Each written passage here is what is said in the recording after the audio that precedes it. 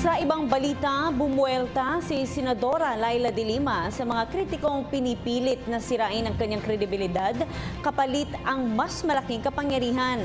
Sa kanyang privilege speech sa plenaryo ng Senado, sinabi nitong kabilang sa mga nagagamit para lamang siya puntiryahin ay sina Solicitor General Jose Calida, Speaker Pantaleon Alvarez at maging si Justice Secretary Vitaliano Aguirre.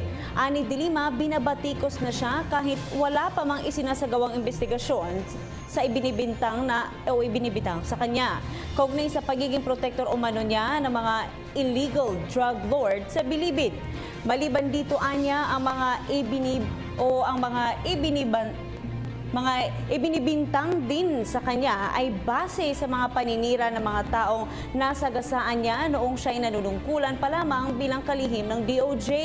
Ani de Lima, hindi naman niya pipigilan ang ginagawang pagbubunyag ng katiwalian basta't ito'y beripikado at hindi lamang batay sa mga kasinungalingan. Ako po si Cathy San Gabriel. Subscribe na sa PTV YouTube channel. I-click lang po ang subscribe button.